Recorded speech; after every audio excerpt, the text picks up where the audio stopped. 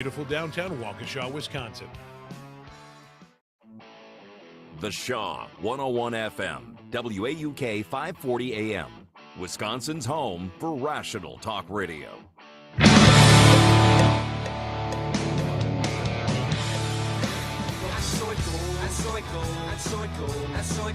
I think I like that better than mansplaining. What do you think? Mansplaining was pretty good, but correctile dysfunction. So it's easy to roll your eyes at a Zoom meeting. You're like, I'm sorry, Kristin, do you have something to say? I can't tell you how many meetings I've been like hiding my phone, like texting. You're petting a bunny. The bunny's serene, not really gonna make a lot of noise. You know, I think it has something to do with that, right? More so than a cat? Well, see, cats have attitude problems. Moving Wisconsin forward, one joke at a time. This is Kristin Brey with As Goes Wisconsin. Yada, yada, yada. Hello, Wisconsin! Hello, Wisconsin. It is Thursday. It is the first day of the Wisconsin State Fair. Yes, and a perfect day for it, too. There was a line. There was a huge line. I was seeing someone had posted the line around the corner to get into the fair. Do these people not have jobs? I think a lot of people actually take off for the fair. I knew people, I rented from some people years ago, and they would take vacation and work the entire fair. And they loved it. They worked in the Cream Puff Pavilion, and both the daughters did it for decades, I think.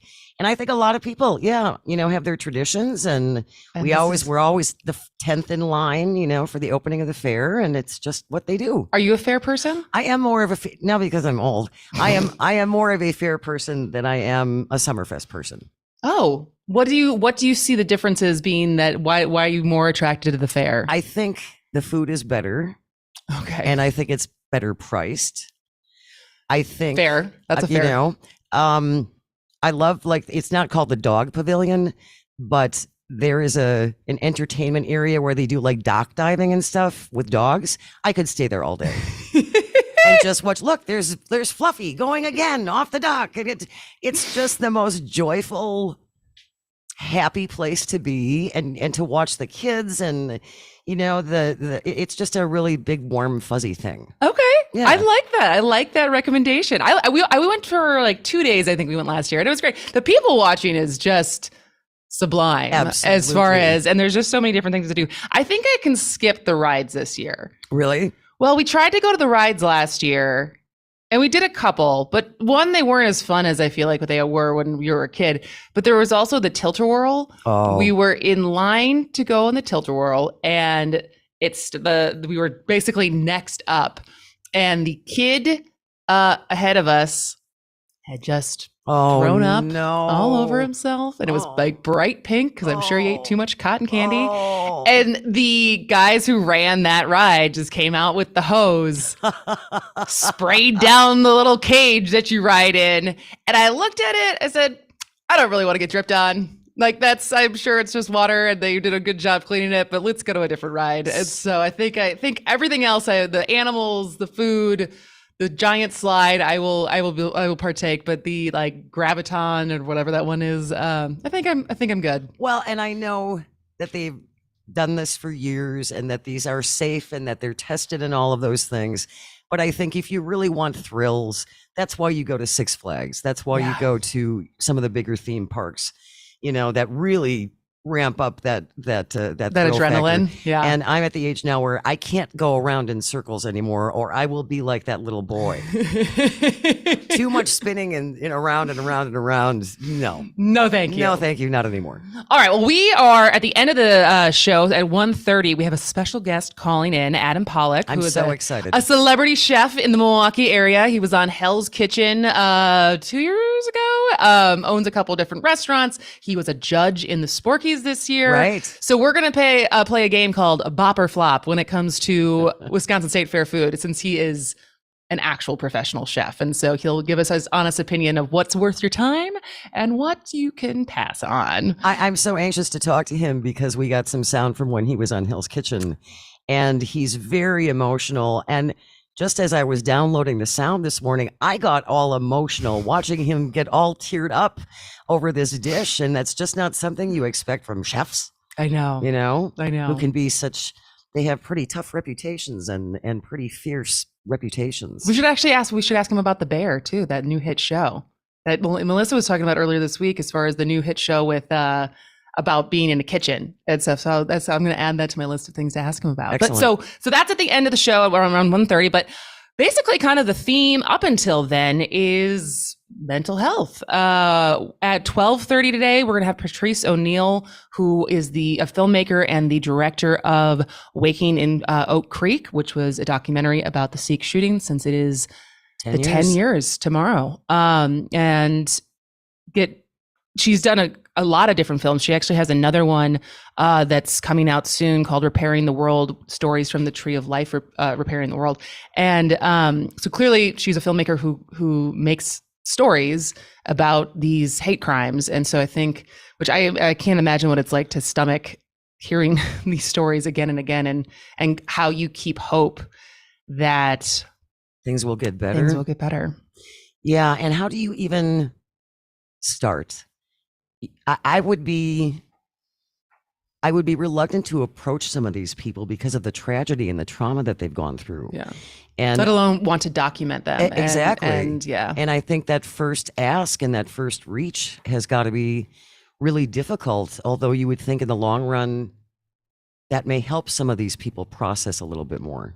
Yeah, it'll be interesting to get her take on what it's like watching people heal after something as horrific as these mass shootings that happen that are completely hate crimes in places of worship. So I'm looking forward to getting to talk to her. And before then, though, yeah, this guy that jumped out this morning. Yeah, you caught this before I did. And, this guy just loves to make a headline. So we saw last week, was it last week, that Aaron Rodgers showed up to camp looking like Con Air and Nicolas Cage, and that caught a bunch of headlines. And then today, he's opened up about his spiritual journey, and he was on a podcast, Aubrey Marcus's podcast, and he revealed his past use of psychedelic drugs. Right. And he said that it not only helped him improve his mental health, but ultimately he thinks it led him to his best season of his NFL career. I'm sure his trainers are going, what? Hello, is that a new regime that I haven't heard of before? So he said, so I will say I have never done ayahuasca. I have friends who have done ayahuasca. I have heard it is intense, to say the least. And something that you don't want to do lightly. Oh, you can't even do it alone. Like, right, you have to do it with a shaman. Right, someone to guide you through this. And it's everything I've ever heard from friends who have done it is like this doesn't sound totally unlike when he was talking about his Panchakarma cleanse and what he experienced and the purging and everything. Because when you do ayahuasca, you get sick. Yes, very sick. And you just hit a different level of consciousness. But I have heard similar testaments as what Aaron Rodgers said, as far as how clearly you see the world coming off the other side of it. And so he said, to me, one of the core tenets of your mental health is self-love. That's what ayahuasca did for me, was help me see how to unconditionally love myself. It's only in that unconditional self-love that then I'm able to truly be able to unconditionally love others. And what better way to work on my mental health than to have an experience like that? Okay, part of me embraces that. I can understand the logic of that. It is important. I think a lot of us have a lot of self-loathing. Oh yeah, shame, guilt, and criticism, and all those things. So I do think it is important to be able to forgive yourself and have some compassion when it comes to yourself. But then I worry that there still has to be some humility involved, and I think he might be missing that just a scooch. I don't know. I just think he gave him self-love, but not humility. Well, but you know what I'm saying? I think there needs to be a balance, and you can love yourself and all of that. But if you embrace that too far, then you're like, well, I'm perfect. You know, I'm kind of the best of the best, and gosh, I love myself. Well, but it's also hard to argue that if the fact that he thinks that that's what changed his game for 2020 and 2021, because he did play really well both those years. Maybe this will be a new trend for the for the NFL players. But the better part, because I do want to move on when we come back from the next break, as far as this is a bigger movement, not necessarily ayahuasca, but the amount of studies, the amount of companies, the amount of attention that using psychedelics, specifically shrooms, maybe even ketamine, although I don't think ketamine is considered a psychedelic, to treat for depression and treat for mental health. And so this is a serious, as much as it's fun to poke fun at Aaron Rodgers and his quirkiness and his headline attention getting behavior, it is a very serious topic that is getting a Netflix show as far as how the contributions that this can actually have for mental health. And so, but I will say he, just one more thing on the Aaron Rodgers thing. So this was a headline that says Aaron Rodgers' girlfriend, Blue of Earth, who had to address rumors earlier this summer, reacts to the Packers' QB self-love journey via a psychedelic brew used in Amazonian tribes that causes hallucinations. And she basically said how he is forging the future with his honesty about psychedelics. Oh, okay. Well, we're all on our own journey. Right. Blue of Earth. Do you think that's on her birth certificate? Actually, that would not surprise me in the least. Where do you think they met? You think they met at like Burning Man? That would be perfect. Wouldn't it? And I bet he's completely in his element at Burning Man because you don't have to bathe for several days. For some reason, I've met Aaron Rodgers once when he first started at the Packers.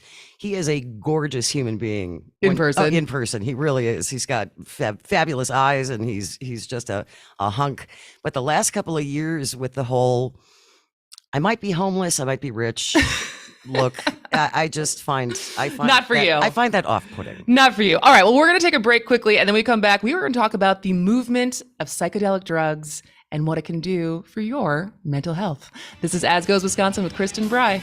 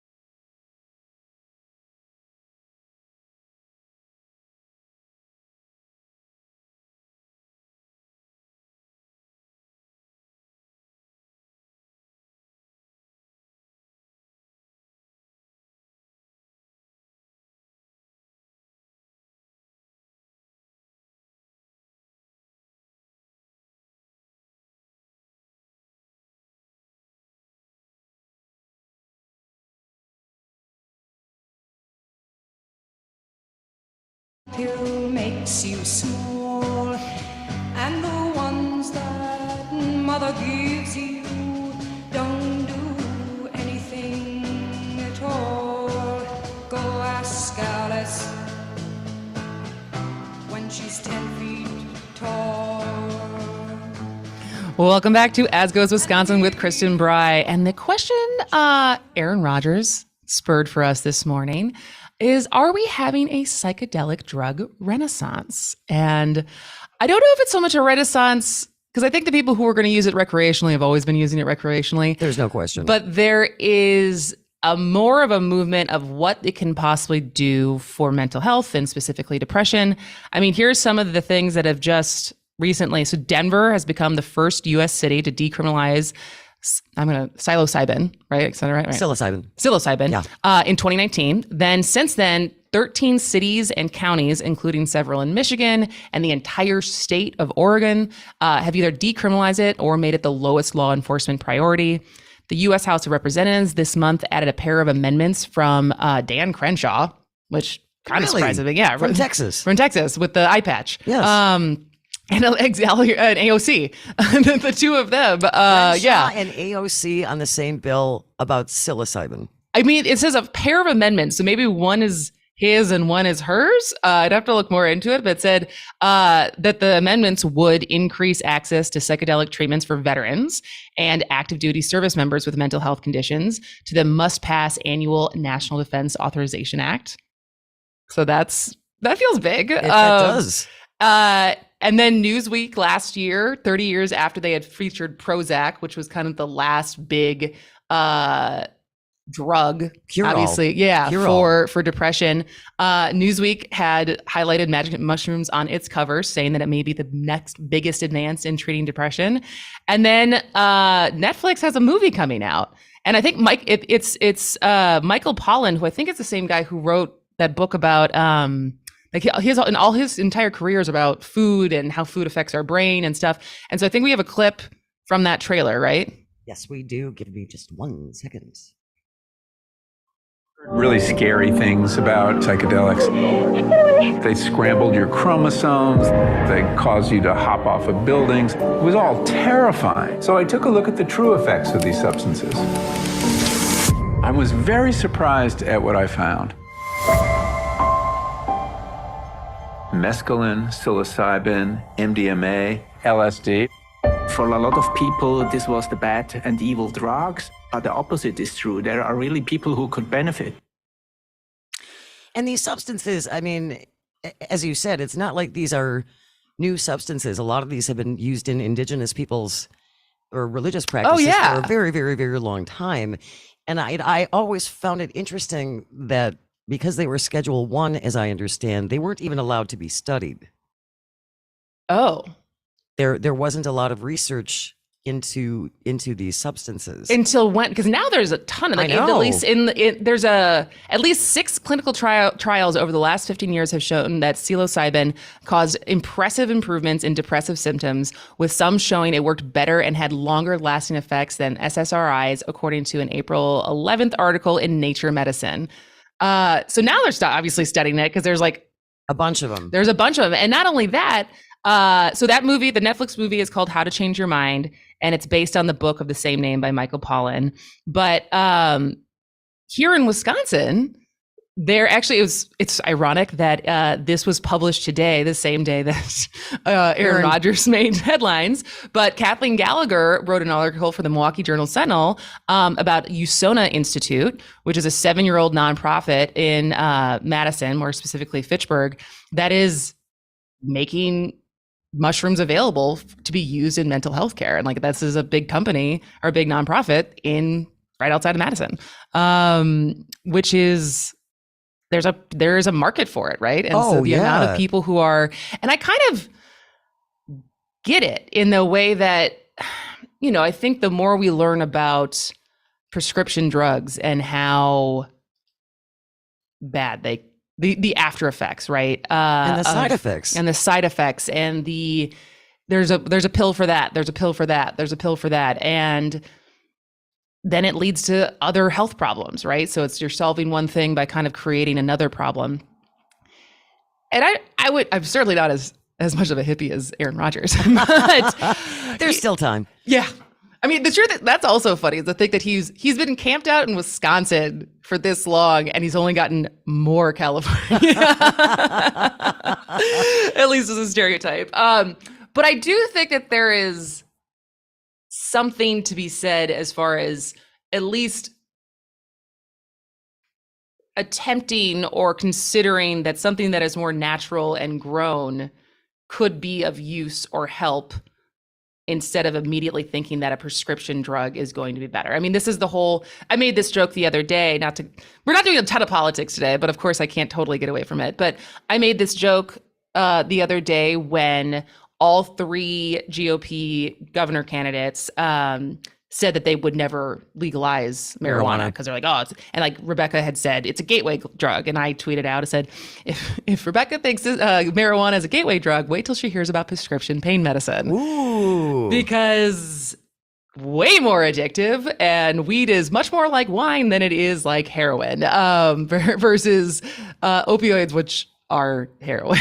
Well, and I find it interesting that alcohol, and especially in Wisconsin, and I know you've lived in different places around the country, but alcohol is a really, really destructive drug. Very. And very widespread and very common. And we know how much we drink in Wisconsin, and don't we lead the country in binge drinking? So at least self-reported. Yeah. Someone tried to make the argument to me once that in the South they drink just as much, they just hide it because of the religious guilt.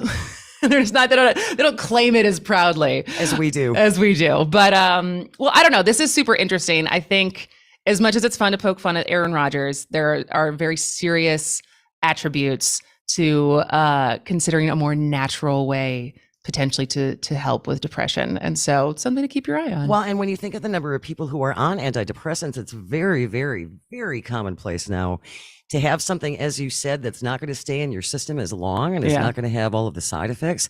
It's certainly worth researching. Maybe you and I should just start microdosing every day before the show. Let's go to Fitchburg after the show.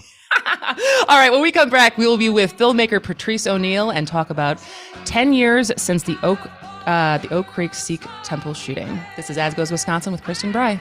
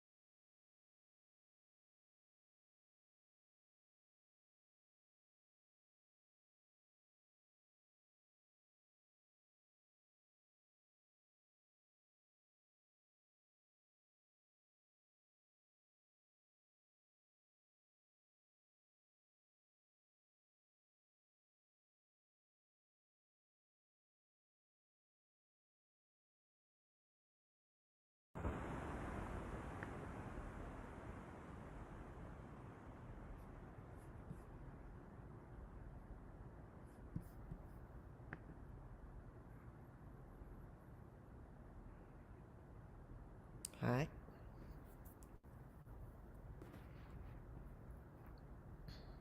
The Advocates. Live weekday afternoons from 3 to 6. Politically charged case. I'm Ben Thomas with an AP News Minute. President Biden's national security team and the entire American government remain committed to bringing Ms. Griner home safely. U.S. Deputy Chief of Mission in Moscow, Elizabeth Rood, reacting to the conviction of basketball star Brittany Griner on drug charges. She's been sentenced to 9 years in prison. 4 Louisville police officers have been charged with federal civil rights violations in the death of Breonna Taylor. The 26-year-old black medical worker was shot to death after officers knocked down her door while executing a search warrant. Jurors in the sentencing trial of Florida school shooter Nicholas Cruz toured the still blood-spattered rooms of Parkland's Marjorie Stoneman Douglas High School today. The crime scene has been sealed off since Cruz murdered 14 students and 3 staff members 4 years ago. And government forecasters now say this hurricane season is looking a tad quieter than initially thought. NOAA now predicts 14 to 20 named storms. I'm Ben Thomas. Thinking about life insurance? What What if you could make one free phone call and learn the best price from up to 10 price competitive companies? Well, that's exactly what happens when you call SelectQuote. For example, George is 39. He was getting sky-high quotes from other companies because he takes meds to control his blood pressure. But when I shopped around, I found him a 10-year, $500,000 policy for under $22 a month. I'm SelectQuote agent Dan Savino, and believe me, if SelectQuote isn't shopping for your life insurance, you're probably paying too much. For your free quote, call 800-890-6688. That's 800-890-6688. 800-890-6688. Or go to SelectQuote.com. Since 1985, we shop, you save. Get full details on the example policy at SelectQuote.com/commercials. Or price could vary depending on your health, issuing company, and other factors. Not available in all states. For Civic Media, I'm Jane Matnier with your headlines. Wisconsin's bipartisan election commission deadlocked Wednesday after Republicans on the 6-member committee moved to restrict online access to absentee ballots. This after 2 people admitting to fraudulently ordering ballots belonging to others. Republicans say the actions of Harry Waite, who admitted ordering 10 ballots online, including GOP Assembly Speaker Robin Vos and Racine Mayor Corey Mason, highlight the need for tighter controls for access to Wisconsin's My Vote system. That would include requiring the last 4 numbers of a Social Security number or dual authentication requiring 2 forms of ID. WEC officials say there are no vulnerabilities within the system. The nonpartisan administrator Megan Wolf says adding requirements will require legislative approval. Sunny today with a high of 80, clear tonight, low 57. You're listening to the Shaw 101 FM, WAUK 540 AM.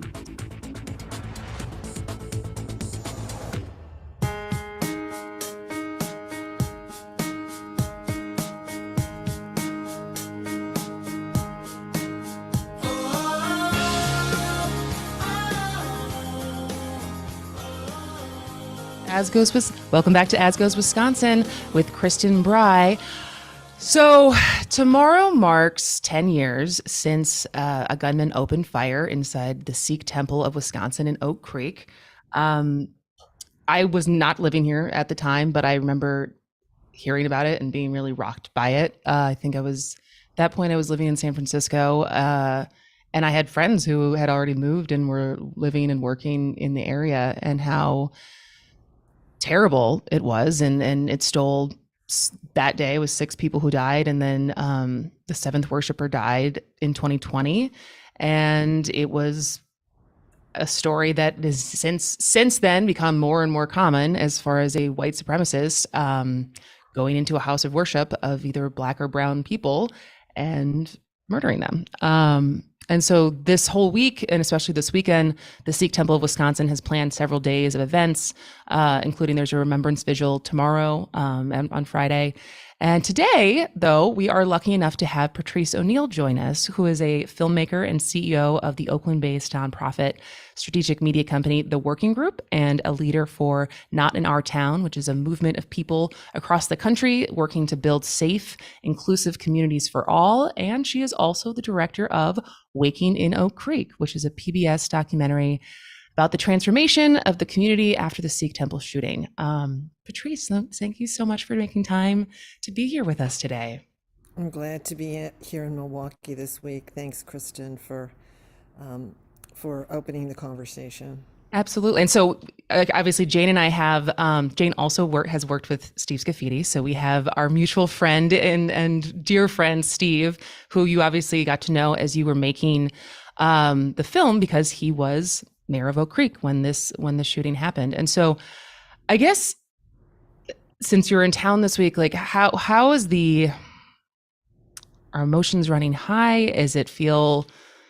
What is kind of the emotion or the feeling right now as you've been back in communication or back in community with the people that you featured in the documentary? I'm looking forward to learning more about that. I just arrived last night. Oh, okay. And we'll be with people starting soon. I have been in touch very much with Pardeep Kalika, who is his father was killed at the Sikh Temple of Wisconsin, and he has been at the center of much of the planning for the events. Today, there's an evening event from 6 to 9 tonight where with the Department of Justice and interfaith leaders. I'll be speaking and previewing some of our new film. Tomorrow it'll mark 10 years since the event, and I'm looking forward to seeing so many people that we met then, and seeing how they're processing 10 years. It's really been amazing, and I think what happened here was really transformative, and the story that emerges from Oak Creek provides lessons for people across the country. And so when you first heard about it 10 years ago, was it, were you already a filmmaker, and was it something that you just immediately knew you wanted to go document? Or how did the story come to you as far as coming, because you're based in Oakland, correct? Right. And so coming to Wisconsin and feeling compelled to tell this story, what was it about the story that motivated you to do that?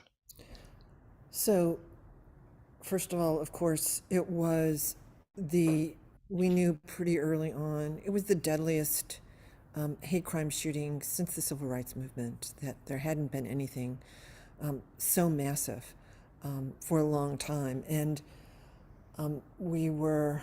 so our stories, let me just back up a little bit and tell you a little about Not in Our Town. So Not in Our Town, the name comes from a film that we did back in the 90s about people in Billings, Montana who stood up against hate crimes. It's a very straightforward story about a whole series of attacks by white supremacists in this town who were trying to lay claim to this community. And there was a group of people, including the police chief, who said, we have to work at this together. The newspaper, local activists. And so every time there was an attack on a black church, on a Native American woman's home, and on a Jewish family, people responded. The culminating event took place when a 6-year-old Jewish boy placed a menorah in his window for Hanukkah. Brick was thrown through the window, landed on his bed, and people said, what if we're all Jewish? And they started putting up paper menorahs, and that year 10,000 people put menorahs in their windows. And the white supremacist organizing stopped. So when we aired this film on PBS, we thought we'd do 10 town hall meetings. There were over 100. And people started looking at this story and thinking, how can my town do the same thing before something horrible happens? And so communities started taking the name, and we continued to follow the story. And it's now been over 25 years, and it's truly remarkable. So when Oak Creek happened, our stories, the films that we've done in subsequent years, have not been about so much horrific attacks. They have been about community response and community actions in the face of hate. So we didn't know what was going to happen in Oak Creek, but that following Monday, the next day, we got a call from the city, from community leaders and civic engagement folks in the police department, and they said, okay, what do we do? Here's what we're planning so far. And because they knew about Not in Our Town. And we listened and learned about the plans for a massive vigil. Our first comment was, well, you have to engage with the community and see what they want and what they need. And they said, we're already on that. And there were a group of leaders in the Sikh community, particularly young leaders, like Pardeep and his brother, his cousin Kanwardeep, many other young leaders who said, we have to take this to the community. And they helped lead that. The Sikh community helped lead that. And the city, I think, I think Steve Scafidi was in office maybe 6 months, but he was taking lead from the Sikh community, as were other folks in the city and the community. And the result was just incredible, right? It's such an inspiring story of what happened in Oak Creek. We followed the story for about a year, and it became a film called Waking in Oak Creek. So there's so much to say about what we learned from this town. Well, and it's not only what you learned, but it's also the power of what the film has been able to do, because it's over 3,000 people have signed up to host screenings of Waking in Oak Creek, and they've been hosted in all 50 states and 4 different countries, from libraries and town halls. And you said that, I think I saw this on the page for the film where you can watch it, with that over 90% of the viewers who were surveyed after they took it said they're more likely to take action against hate or intolerance in their own communities after viewing the film, which is incredibly powerful. Because when I think about the work and the films that you've dedicated your life to making, it keeps happening. And so to know that on one hand, there is inspiration to do more when you watch these films and take in what it takes for a community to heal after that. And yet, I think there was a headline this week in the Milwaukee Journal Sentinel that since in the last 10 years, Wisconsin's had 48 mass shootings. Now, not all of them have been hate crimes or racially motivated, but how do you, as someone dedicated to this work, stay hopeful and not jaded, as you've watched so many people go, you've documented so many people go through such horrific events? So our work is focused on community response and what we can do in our local communities. And people with guns are using their power. But the strength and power that lies inside local communities to resist that, to resist hate, is so tremendous. And so, in some cases, largely untapped. And that if we unleash that power and find a way to get more people engaged, there's no way that we can't beat this problem, this horrific scourge on our country, on our world. And I guess I feel hopeful because I know what I've seen in stories like what happened in the aftermath of Oak Creek, in the story that we are just finishing about Pittsburgh, and the 3 years that we spent there in the aftermath of the murders of 11 people at the Tree of Life Synagogue. That communities are learning, and that learning is advancing about what we need to do. And I'm happy to talk about that story and what we're learning from that. But each time one of these things happen, if the community can find its inner strength and courage, and there are leaders like there were here in Oak Creek, we can learn from this. I think just as powerfully, most of the communities who are engaged with Not in Our Town are not necessarily in cities where something horrible has happened. They are in cities where there are signs, maybe. There are signs of hate and bias. And people are saying, what do we do together to make sure that we are doing everything we can to prevent a violent attack from taking place? And yeah, that is incredibly complicated, but so necessary in these times. Patrice, what really stood out to me when you were talking about the situation in Montana, it wasn't confronting these people. It wasn't screaming at these people. It was a very quiet decision by the community to express their solidarity by putting a paper menorah in their window. And it must be intimidating for the violence encouragers to see all of that solidarity. Does that make sense? Again, it's they weren't dissuaded by the same tactics that they used. They were dissuaded by a calm coming together of the community saying, we are with these people. A sign of our strength. A sign of our strength when we act together. It absolutely. It isn't. The conflict is inside ourselves, right?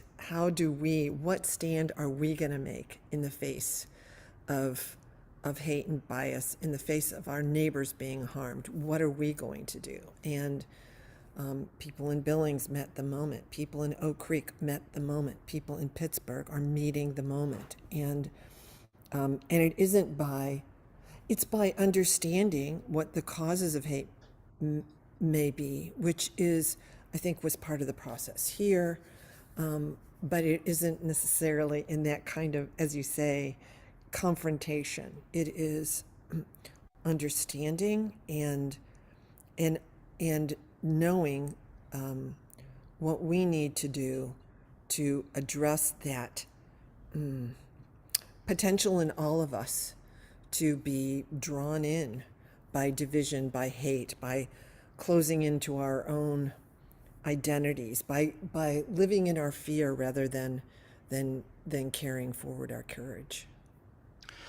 Well, we have to take a short break, but I want you to stick around because I want to talk about the Tree of Life film that is coming out soon. And I also, what you said about the proactive nature of some of the cities that can sense that there could be violence, and what beyond the films, what cities and communities can proactively do to try to root out something before whatever actually happen. And so we are joined by Patrice O'Neill, our guest today, and she's a filmmaker and she is the director of Waking in Oak Creek. And when we come back, we will talk more about her next film, Repairing the World, Stories from the Tree of Life.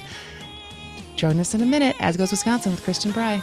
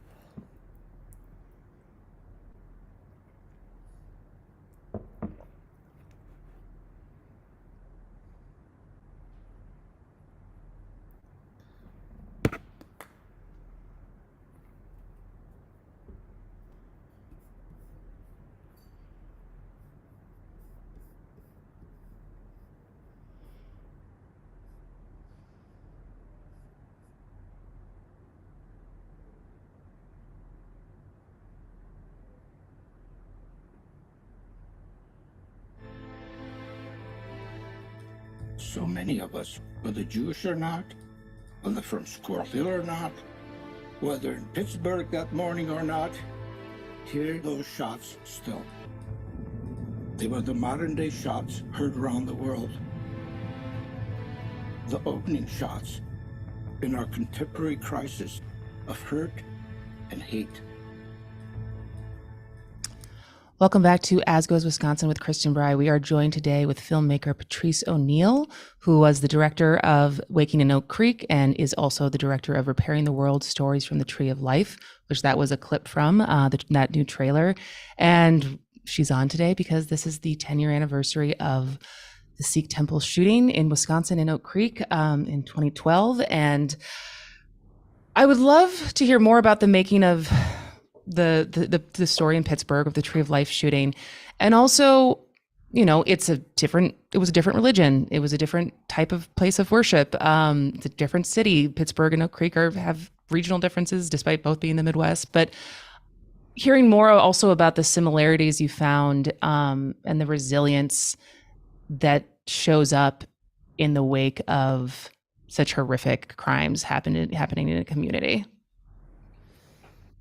Well, I think one thing that was so clear from the attack on the Sikh temple of Wisconsin is that Sikhism and the faith of the people who were harmed and the leaders of the community and their understanding of how they were going to heal was so powerful. Obviously, I'll talk about that in a minute when we talk about the attack at Tree of Life Synagogue. But there, here in Oak Creek, there was this understanding that we can't deal with this unless people know who we are, unless people know who Sikhs are, what our faith is, what drives us, you know, why we're here in Wisconsin, and what our values are. And that became something that I think led them into relationship with the city, led them into relationship with interfaith groups, led them into relationship with the American Legion, with so many people. And it was, I think there was a real unlocking of what can be done in a community when there is attack on a house of worship. We saw that in Charleston. We saw the incredible strength of the Black church, and in getting through and communicating those core values. So I was really honored to be able to tell part of that story. Shireen Zalis and I produced this film together, and it was a life lesson, and there are people here who will remain in my life forever. I work with Patrice O'Neill all the time now, through Not in Our Town. At the Tree of Life Synagogue in Pittsburgh, anti-Semitism has been a feature in the world for thousands of years. This is, it is not new. I guess in my lifetime, maybe in yours, I saw it. It was there. It's always been there. We grew up, I think, with an understanding of the Holocaust and the dangers of anti-Semitism. But for some young people in the film, there's a young woman who says, "Oh, my parents talked about anti-Semitism," and I thought, "Oh, just it's a relic of the past. It happened in the Holocaust," which in her lifetime as a teenager was eons ago, right? My father fought in World War II, but it was, you know, Charlottesville was a beginning of, I think, many people's understanding when the men with tiki torches marching through University of Virginia announced Jews will not replace us. People started thinking, what do they mean? What is that about? For us, it became clear when we were taking Waking Oak Creek. I remember Pardeep and Arno Michaelis and I were in Lexington, Massachusetts, the place where the big warning of the American Revolution. And we started hearing these stories about anti-Semitism in the schools, and I heard it in Marin County in California. Young people talking about the kinds of attacks and slurs that we hadn't heard in a long time, that just weren't there before. And it was, you know, obviously being spread on the internet, but it was deeply disturbing. And so when the attack happened in Pittsburgh at the Tree of Life Synagogue, 3 congregations, 11 people killed. When that happened, it was, as one of the folks the film says, it was shocking, but it wasn't surprising. It was a violent manifestation of what is happening on the ground. And it wasn't, I think the early news reports indicated that we should go, that the response in the city was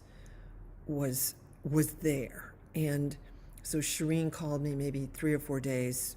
She went to the synagogue for the early commemorations, and she said, I have never seen anything like this in an American city. The whole city is turning up at every level.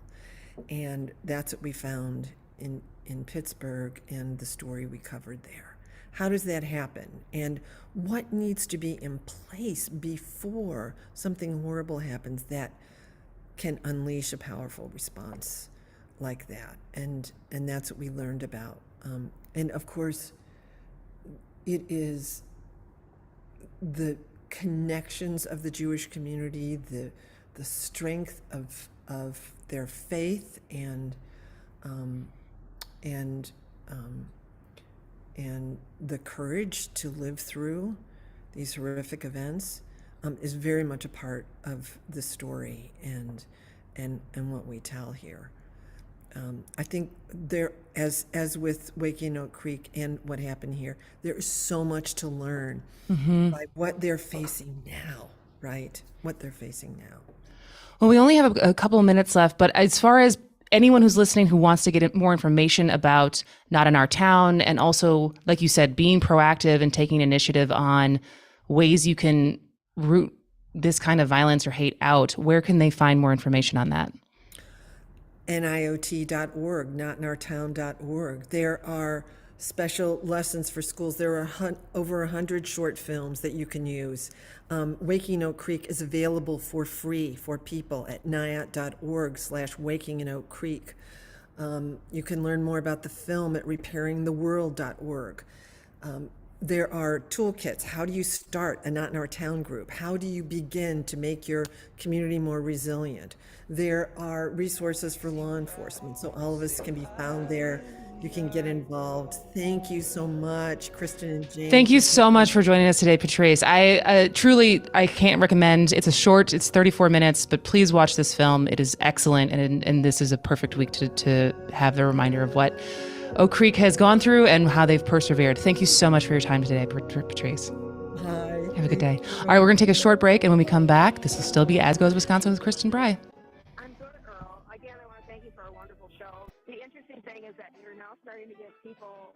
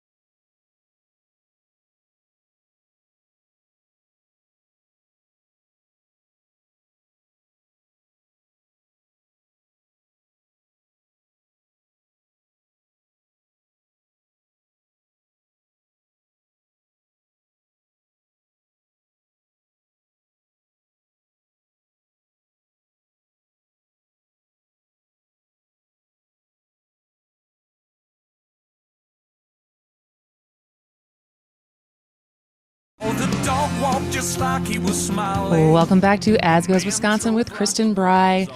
We just finished up talking to Patrice O'Neill about the shooting in Oak Creek 10 years ago and the anniversary of that.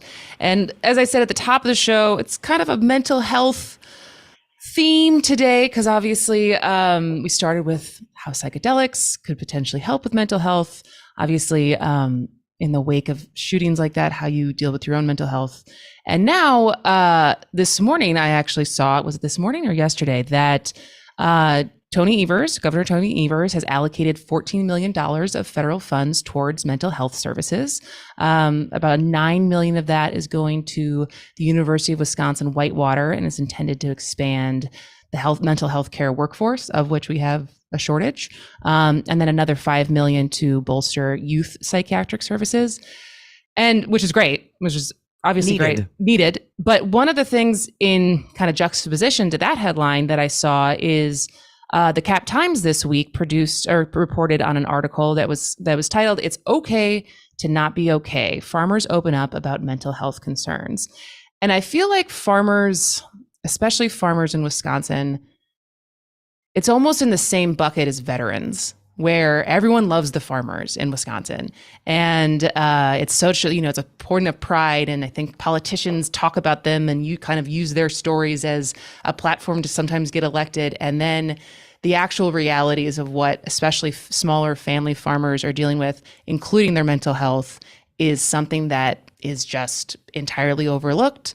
And thanks to an article, I recommend everyone to go read this Cap Times article because it's excellent.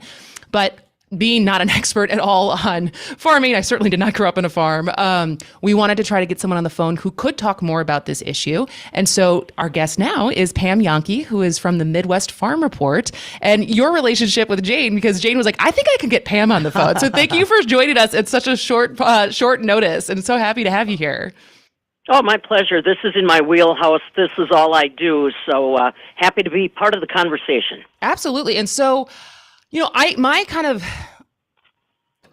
extent of my knowledge on this is reading this article, and it specifically the article profiles Jeff Ditzenberger and the group that he started that is called TUGS, which is an acronym for Talking, Understanding, Growing, and Supporting. And it sounds like it's one of many mental health wellness nonprofit organizations that are set up to help specifically farmers. And so is this is addressing these issues something that is relatively new? Oh, most definitely. And Ditz is a good friend of mine. He's been having this. Remember, agriculture in Wisconsin, despite it being a big industry, we're a small group of folks. So I've known Ditz for a long time, and he shared his story with me long before he formed TUGS. But it is a perfect example of how in agriculture today, to a large extent, we still don't talk about things like mental health. Mm-hmm. That is still, in many circles, taboo, which makes it all the more difficult to not only try to get resources to people, but figure out what kind of resources rural Wisconsin and our farming community needs. There are a lot of people that have been touched by it, but again, you don't talk about it. I remember before the pandemic when mental health was getting just a little bit of attention, there was a group that formed up in the Loganville area, kind of the Sauk-Richland County area, and it happened because a church had one of their farmers in the community kill themselves. And it was such a shock to that church community that they decided they had to have a conversation. Well, the catch was nobody wanted to have their cars be seen in the parking lot. Nobody wanted to be physically recognized for actually attending those meetings. So the stigma was very real. If you talk to other specialists that have been working in the field for a while, one thing that becomes very, very clear about farmers in rural Wisconsin and the threat to mental health is there's a couple staples that make us vulnerable. First of all, it's partly that stigma I just told you about. It's also the fact that in agriculture we are very comfortable with firearms. Most every farmer hunts, so there's guns around the farm. And the second thing is we're very comfortable with alcohol. It's part of our getting together, celebrating the harvest, weddings, whatever. And those two components, if you talk to Sue from the Iowa County Suicide Prevention Coalition. Those are the kinds of elements that sometimes go unnoticed by politicians, by those that provide community resources. Like you said on the outset, people just think farmers are so strong. They persevere. They do battle with Mother Nature every year, and they always stick to it. Well, we're starting to learn more how fragile they can be with their mental health. Farmers today work alone. That concept that people have of the family farming, in many cases, just isn't. It's not the way it is. It's not a reality. The wife may work off farm, so that there's health benefits available to the family. Kids, I mean, come on. How many of your kids are interested in physical labor? If they can do video games, and now with the competitive markets for fast food, a lot of kids from the farm would rather go work at a fast food chain and have a check as opposed to being out there helping to feed calves or do chores. So farmers are working a lot of hours by themselves. The only people they may see in a day, the mailman, the milkman, maybe the UPS driver, and that is it. So there's that issue of isolation. So, yeah, like I said, it became very apparent during the pandemic when everybody's world got turned upside down that farmers needed more than just our admiration. In many cases, they needed professional help to try to right the ship and stay actively engaged in agriculture. And how readily available is help, though? I mean, I think we talk about it, how many hospitals across Wisconsin have shut down and been consolidated into, you have to drive to Marshfield, or you have to drive to like the bigger hubs to actually get physical, health care, let alone mental health care. And so how much of that, just the access to even talking to someone, even now that the problem is starting to get talked about, are there enough resources to even address it? Well, and you make a very good point. Farmers are a face-to-face bunch. Yeah. You mean they're not great on Zoom yet? Yeah, well, see, that's what I was going to say. You got to remember, first of all, a good 50% of my rural audience doesn't have access to high-speed internet. Yeah. A lot of my people, I'd say at least 40%, their smartphones don't work because there's not enough band out there. So what you take for granted in the suburban, urban arena is so far from what we can access in rural Wisconsin. And we are still very much a face-to-face kind of group, which was compounded during the pandemic. Farmers are about community. We love to get together at church. We love to get together at school functions. We love to get together at the FFA alumni meetings. We love to get together at the county fair. All of those social gatherings where we would be able to vent some of our frustrations and, handle things, all of a sudden it's gone. And that was really difficult for a lot of my farmers to deal with. Never been there before. Always had somebody I could, go see. Well, now they don't want to see me because everybody's scared. So suddenly, and everybody is trying to do what they think is best. They have the farmer's best interest in mind. But all of a sudden we start creating 800 services. Call this 800 number. Well, it's not face-to-face. And one counselor that I talked to said, I advise anybody that's so fast to kick out those 800 numbers, call that 800 number first and find out what you're really getting on the other end of the line. Do they answer? 800 services aren't necessarily just 24 hours a day. Yeah. If you're in a critical mental meltdown, you need somebody to answer.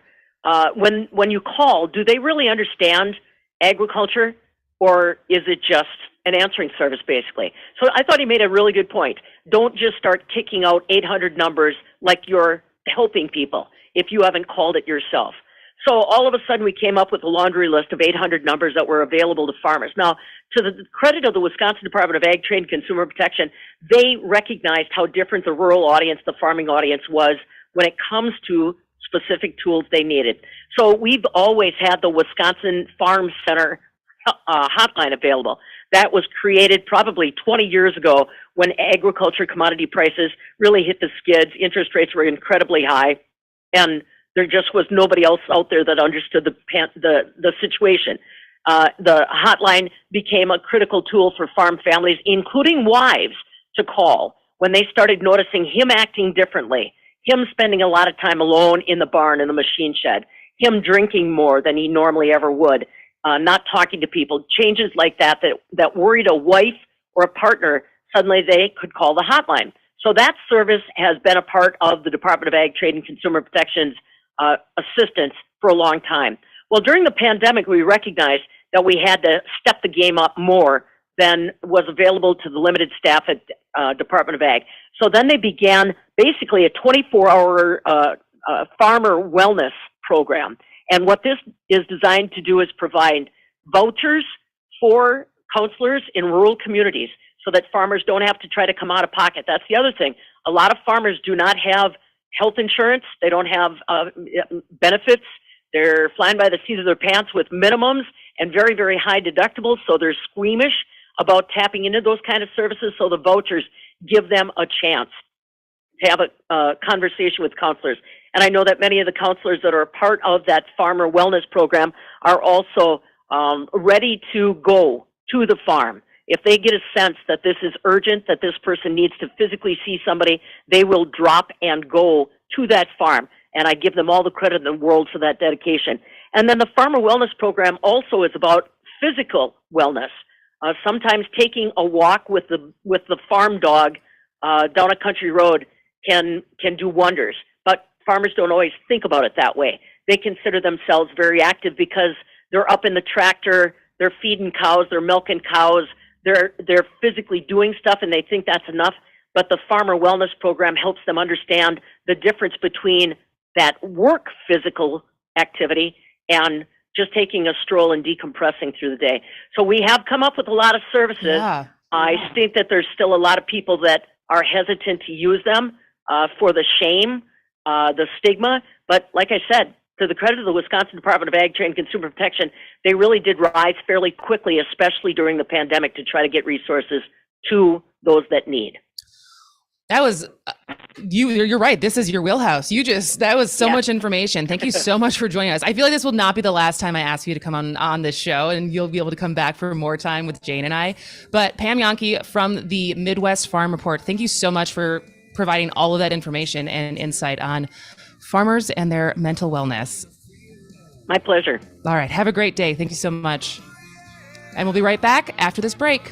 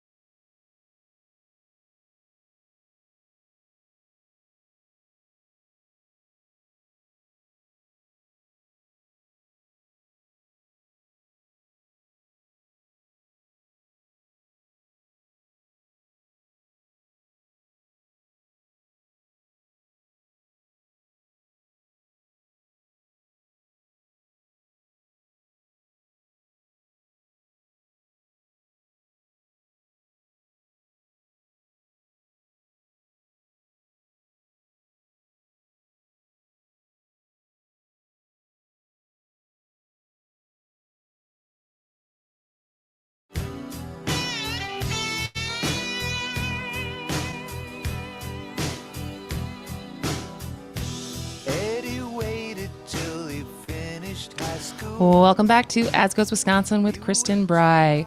How would you rate your level of self-compassion, Jane? You mean being nice to Being myself, nice to yourself. being forgiving about myself? It probably depends on the day. Today I'm feeling pretty good about myself. Okay. But it's different than confidence. I think it's like self-compassion, I think, is more about when you don't live up to your expectations for yourself and how kind you are to yourself in those situations. Or do you beat yourself up about it beat yourself endlessly? up? Yes. And so I found this interesting because I saw, I think it was a Vox article, and it says, self-compassion makes you a better person. And I feel like I'm right now trying to give a lot of compassion for myself because I have a lot going on. You have like 97 different plates in the air. You just started a new radio show. You just moved. You just bought a house. You're getting married in 2 weeks. No pressure, girl. No pressure. Everything's going to go smooth sailing. And I think, and I've thought about this because I think even 2 years ago, I probably couldn't, not that I couldn't have done all of it, but my mental health dealing with everything, I think I would have had a breakdown by now, which I haven't yet. Like, I've had moments of overwhelm, and I've had wishes that things went better or I had more time to do X.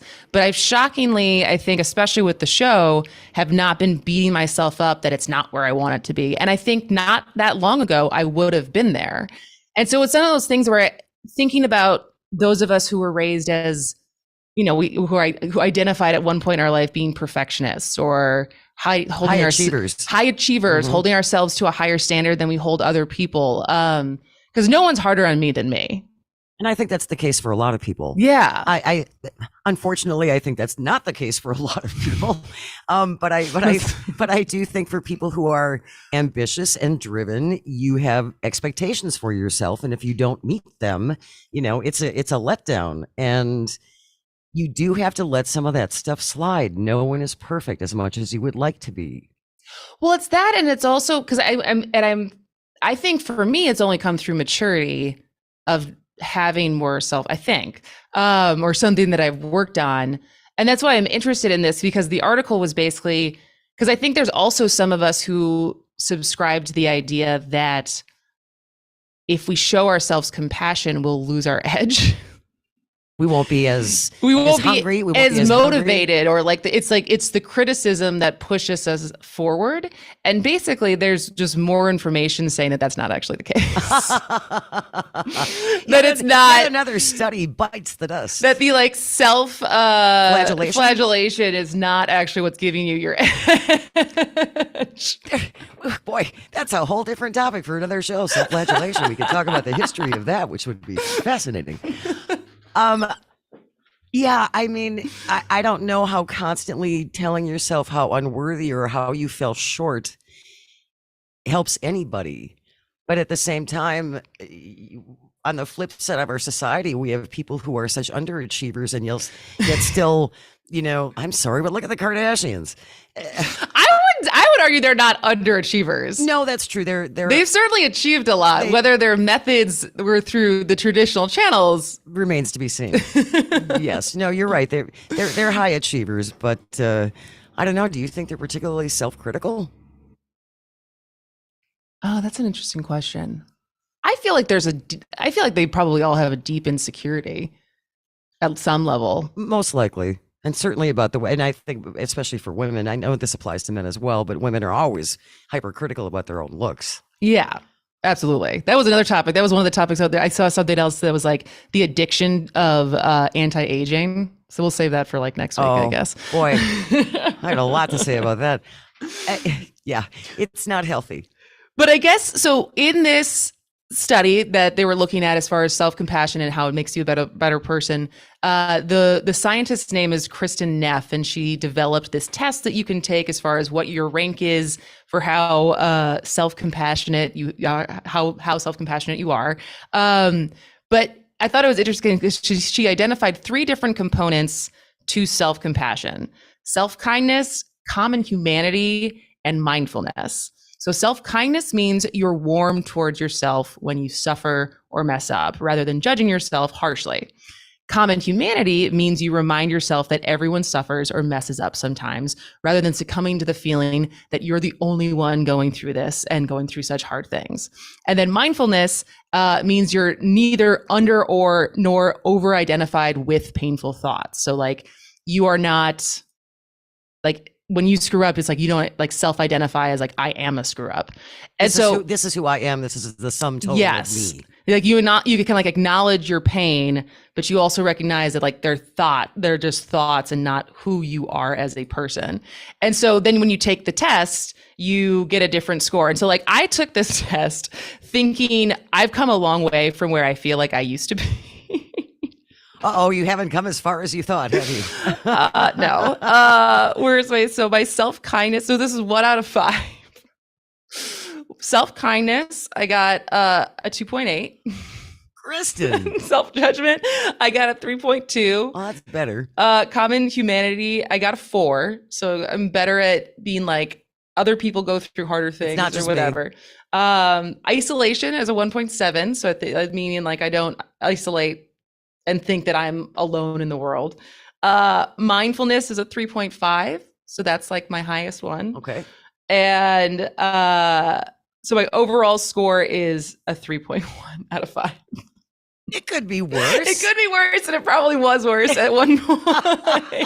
So I don't know. I thought it was pretty interesting and something to keep in mind, as our theme today had been mental health. But now, when we come back from the break, we're going to totally throw mental health out the window and do something so fun. Adam Pawlak is here, who is the owner of Egg and Flour. He was also on the 19th season of Hell's Kitchen, so I'm sure we can ask him a little bit about Gordon Ramsay.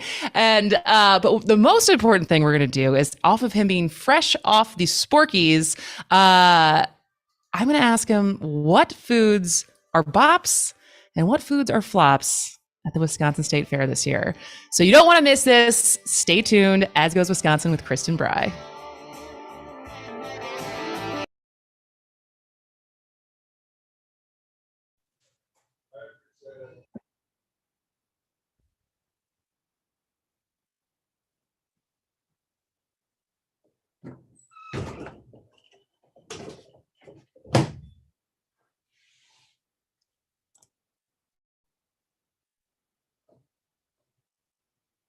Can you see me?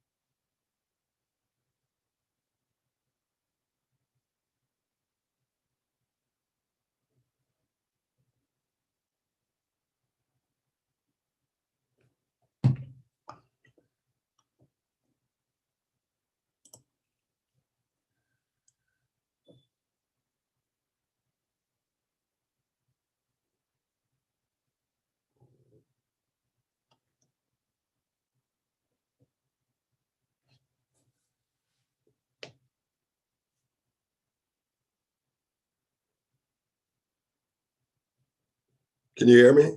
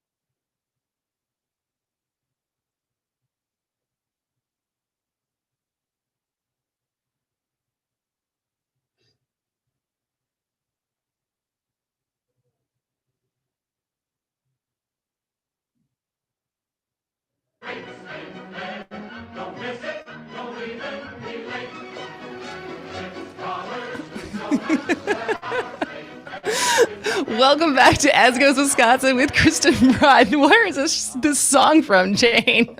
It's the movie called State Fair by Rodgers and Hammerstein. Wow, I missed it. For being a musical fan, I missed that one. 1962. It's a classic. All right. Well, the Wisconsin State Fair starts today.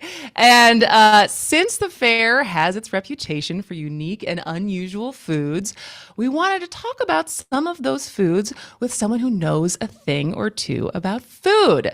So, fresh off judging this year's Wisconsin State Fair annual food competition, the Sporkies, celebrity Milwaukee chef, owner of Egg and Flour Pasta Bar, and seen on Hell's Kitchen Season 19, and general kick-ass human, Adam Pawlak is here with us today. Hello, how are you? How you doing? How's your, because it was Tuesday night that the Sporkies were, right? Yep. How's your digestion going since then?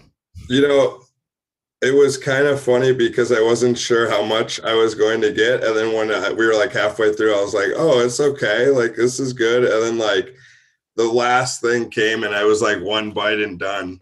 Even though it was my favorite, the last one that came, and they ended up winning. So congrats to her about the So that was, yeah. Pretzel something. Popper. The Pineal Pretzel Popper Brat. There it is. Yeah, we were. That was your favorite? Yeah, definitely. She killed it. So how many different dishes did they bring forward? We got 8. Okay, so it was already down to the finalists by the time you guys were there. It went from 28 to 8, and then I told them I would not eat 28. So. Go ahead, Jane. It just always sounds. I was invited to do a chocolate tasting contest once, which I love, and I love everything chocolate. And like you say, it sounds so much better than the reality of it, because after this first 6, it's just like, yeah, I'm so done now. Yeah. I'm so done. It ruined chocolate for you forever. I got back. I recovered from that, Adam, which is not shocking if you look at me. So when they bring out is it like a smaller portion, or do they bring the whole portion that they serve, and it's up to you how much of it you want to eat? No, it is. Yeah. And you don't have to eat all of it. You know, they know that, like, let's say you eat half, it's not because you don't like it. It's just because there's so much more coming. So that was something that I had to make sure in the beginning. I was like, I don't want these people to hate me. Like, I'm not eating, I just can't eat foot-long brats on a stick and all this deep fried stuff. But all of them could have been a winner. They were like, and I'm not just saying that, obviously it was all really good stuff. Oh, that's so interesting. All right, so this is what I wanted to play. I remember it was a couple weeks ago that all the hype around the Wisconsin State Fair or Summerfest, and there's always like the media of what are the new foods that are happening, and there was like 80 new items this year. And so when I saw that headline and I saw some of the food items that were on the list that were creative, I was like, this could be a fun game to get someone who's an actual professional. That's a nice way of saying that. That's a very optimistic, positive show, Adam. And so I was like, oh, it'd be really fun to get an actual food professional to judge, at least, because I'm guessing a lot of the things that I'm going to suggest, not sure you actually ate them yet. So some of it's going to be just I have based no on idea. the description. I haven't even seen a list Okay. either, so this is gonna Okay. be an honest shock, probably. So we're gonna play Bop or Flop, which is very similar to Hot or Not or Smash or Pass, and it's just a very simple game of good or bad, basically. And but this is Smash or Pass too, you know. Smash exactly the food item or pass Smash the food. Pass it along. All right, we'll play Smash or Pass instead. And so I'm going to, some of these, at least the first three, which were the top three finalists, I'm going to give the name, describe what they are for people at home to understand what we're talking about.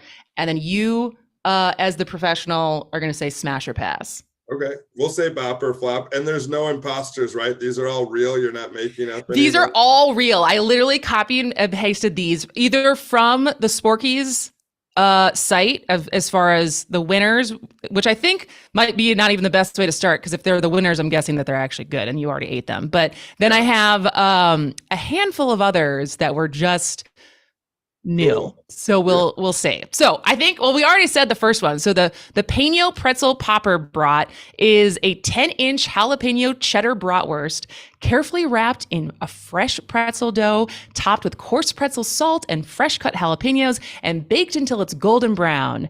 And then once it's done baking, it's brushed with butter, drizzled with white cheddar sauce, and served with a house-made jalapeno cream cheese. That was my winner. That was your winner? So that's a bop. Unbelievable. I am so scared for her how many people are going to be going to her booth. It sounds decadent.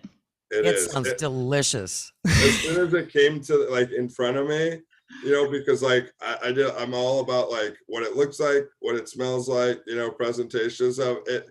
It was just perfect. Like it was something that I would serve, you know, it just looked like it was thought over and worked on for a long time, and I knew it was going to win. I didn't even have to eat it. There you go. All right. So then I think this was the second runner-up, was the Scani Slugger, which is a locally made beer brat and cheese curds, and then dipped in cruller cornmeal batter, and then it's on a stick and it's deep fried, and then it's topped with a Dijonnaise and German sweet and sour cabbage. This was my number 2. So yes. Oh, there you go. Up to All that. right. So that one was cool because like it's hard to tell in the description, but like imagine the stick, then the brat, and then like somehow they got like cheese curds like there, and then the coating's around it. So when you bite into it, like the cheese curds are actually inside of the coating as well, which was really good. And they made you could tell everything was made from scratch, her sauce, and then even like the cabbage and stuff. So definitely my number 2, 2 sausages on a stick. Couldn't go wrong. So you're not opposed to the food on a stick. Some people have very strict rules about that. I don't care. There's some things that like don't like need it necessarily, I don't think. But you know, to each his own, I guess. Put it in a little paper boat. It'll be just as easy to eat, you know. All right, so now we're gonna with strollers. You know, that's true. You got multiple things, or at least holding a beer at the same time, because I've always found that it's like at cocktail parties where they give you appetizers where you have to hold it and then eat it. You're like, well, what am I supposed to do with my cocktail? And so the stick really helps with that. They make these like new lanyards that have like a little beer holder on it around your neck. So maybe those will bust out for state fair, and then people can just like have the beer hanging down. I would absolutely still spill on myself. Yes. There's no way that I would hold one of those things and think that it's not going to go down the front of my shirt. Absolutely. Yeah. All right. So now we're going to move on to some of the other ones that I found. So this one is called the Bug Apple on a Stick, a chocolate covered apple with edible June bugs, crickets, worms, and ants served on a stick. Bop or flop? No. It's radio. You have to talk. No, I know. I'm just kidding. I wanted this. It was just funny to the awkward silence of no, not at all. I'm good on that. I mean, get your protein, get your. Those are when you say it's creative, right? So like, I feel like if you're already taking an apple and covering it in chocolate, like you can just stop there. That's good. That'll still be a home run, you know. But, you don't need the worms. Yeah, I mean, it'll probably look really cool. I wonder how many little boys will want it because they love bugs. Who's the target market for that? 7-year-old boys. I think. Like, hey, I dare you to try that. Good no point. one's Good point. getting in line like, oh, I can't wait to taste it. It's just all gonna be texture, and it's gonna taste like chocolate, and then apple, and then bugs. That's gonna be your aftertaste for the rest of the day. Oh, all right. All right. So flop on the bug apple on a stick. All right. Next one. Gummy bear brat. This caught my eye. A bratwurst infused with gummy bears and served on a bun that's topped with a honey mustard drizzle and gummy bear garnish. Ooh. Bop or flop? Very creative. I think it needs something like everyone's, it's savory and sweet together. So it might work as long as you're not thinking of gummy bear. It might be kind of balanced. I'm going to go flop though, because that's not something that I would eat, and there's nothing spicy on it. So it's not going to cut. It might be a really just sweet sausage, which sounds horrible. A little too much sweet. Yeah. All right. So then we got the flaming hot Cheetos chicken on a stick. So it's deep fried chicken skewer, which is then breaded with a special seasoning blend and flaming hot Cheetos dust, drizzled with Chipotle ranch and sprinkled with top secret seasoning. Bop or flop? I ate this one. Bop or flop? I'll bop it. It was good. I mean, it's deep fried chicken with a nice sauce. The people understand flaming hot Cheetos, once they get deep fried, they kind of lose their essence because they're getting cooked down and all that. So it's more so for color and like a description.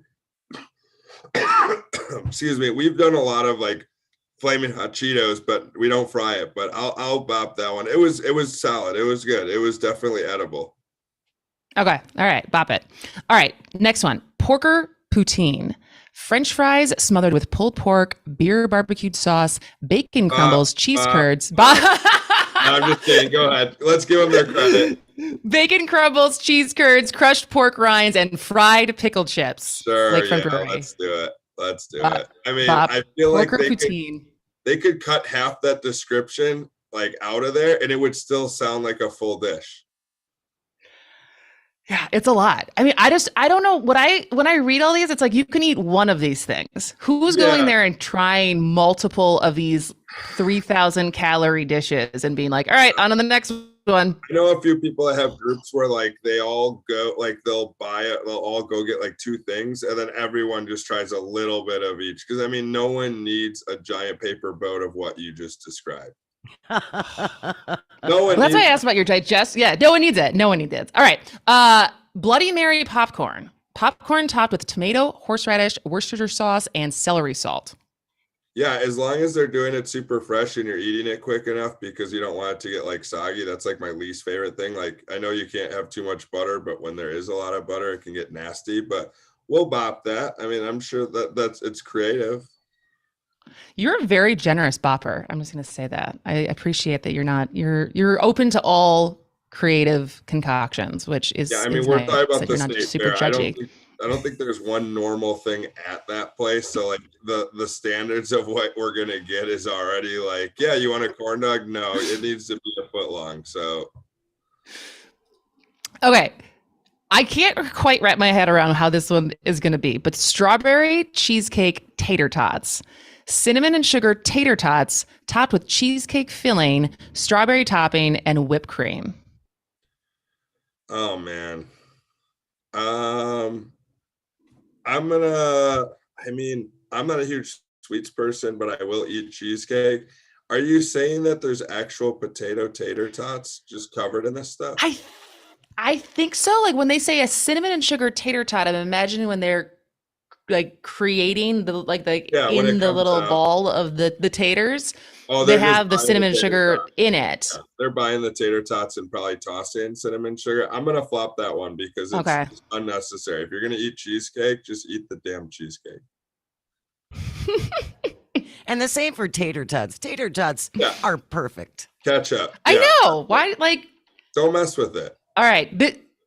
We got another. You thought there was only gonna be one bug dish at the state fair. Nope. 30 nope. of them. The Arctic Bug Blast Slush, a blue raspberry slush that's topped with whipped cream and a sprinkling of edible bugs and a scorpion. That's cool. I'm gonna bop that one because like the scorpion alone is super awesome, but it's just gonna taste like your childhood blue Hawaiian drink and probably some nasty texture coming up that straw. All right, so the last one before I can visualize this and I can like imagine me doing it and it's not pleasant. All right, the final one before we go to a break, and then you're going to stick around after the break to talk about some more stuff. But cream puffs, bop or flop? Yeah, that's in. We're good. That's a winner. That's a winner. Always classic. Yes. Yeah. That's good. All right. Well, we are here with Adam Pawlak, and when we come back, we'll talk more about some of the stuff that he has going on in the city. This is As Goes Wisconsin with Kristin Brey.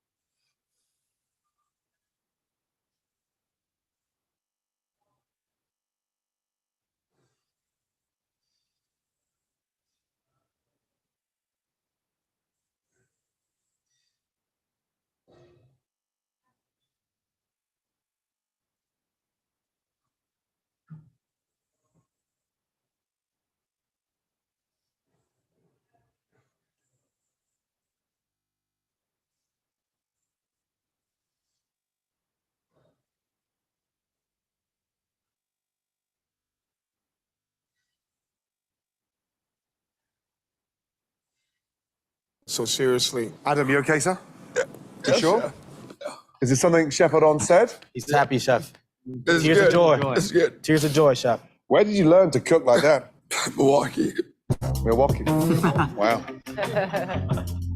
Okay, the winning dish belongs to the red team or the blue team?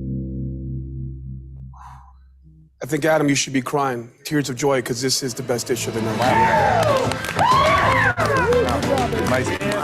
Wow. Blue team, congratulations, Adam. Well done. Well, welcome back to As Goes Wisconsin. That was infamously the clip of Adam Pawlak. What an opening. I need that to play every time I walk in a room. I'm having flashbacks. I saw that clip before we actually ever met in person. Because it went, at least in Milwaukee, it went pretty viral. Because obviously, like, your love of Milwaukee came through. And I'm also imagining that you were also exhausted because those shows are so intense. It was just crazy. It's just when it's more of like an emotional thing. I try to, like, people will laugh. I'm like, all right, well, what do you love the most in life? And imagine the best person in the world telling you, like, you're good at that and you're amazing at that. Like, it's crazy, like. You just can't control. It's not like I was like, all right, as soon as like they put me in the final, I'm going to start crying. Like, it just starts happening. You don't even realize it, But that's like, doesn't happen all the time. It was such a genuine thing, Adam. When I was downloading the sound to play today, I got all teary-eyed because it's really genuine. You were really genuinely overcome by emotion. It's wonderful. Yeah. So how did you end up on, so we were talking, for every people who don't know, you were on Hell's Kitchen with Gordon Ramsay in season 19, which was, did you film it in 2020 or 2021? 2019. 2019, okay. Yeah, so I was out in Vegas. I got back 5 days before I opened my egg and flour. So I didn't even have any egg and flours or anything at that time. And so how crazy was the experience? Like, is it something that you would do again if you had the opportunity to do a reality show like that again? Oh yeah, I'm waiting for my return callback, and I'll just go on the show again, but do everything exactly the same, but just be absolutely crazy. Like, just start screaming at people and starting fights, because that's what they want. Plus the good cooking.